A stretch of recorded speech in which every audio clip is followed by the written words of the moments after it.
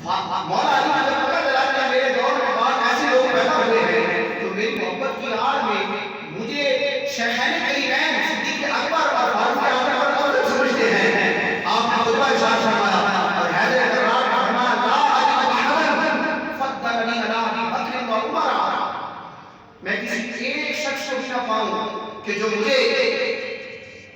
مولا صدیق اکبر اور فاروق اعظم پر افضلیت دے، اگر میں نے پا لیا تو ہوگا کیا الا جلدہ حد المفترین، فرماتے لا اجد احدا فضلنی علی ابی بکر و عمر الا جلدہ حد المفترین، فرماتے ہیں کہ میں نے کسی ایک شخص کو بھی پا لیا نا جو مجھے صدیق اکبر اور فاروق اعظم سے افضل سمجھتا ہے، میری ذات ان کی ذات پر پریفر کرتا ہے، تو میں اسے 80 کوڑے مرواؤں گا، اس کو مختلف بہتان باندھنے والے کی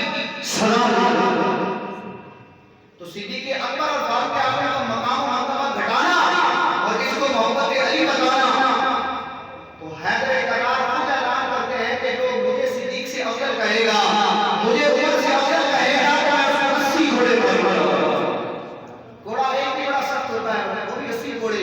اور آج اسی طرف سے حیدر کرار شیر خدا اس کو 80 گھوڑے مارے گا، اس کا پھر انجام کیا ہوگا؟ تو اعلیٰ حضرت نے بھی ایک مقام پر فرمایا کہ علی کی اگر محبت ہے نا، سچی محبت ہے، اس محبت کا تقاضا بھی یہ ہے کہ اس افضلیت شیخین والے مسئلے میں ابو بکر کو پہلے نمبر پر ماننے والے مسئلے میں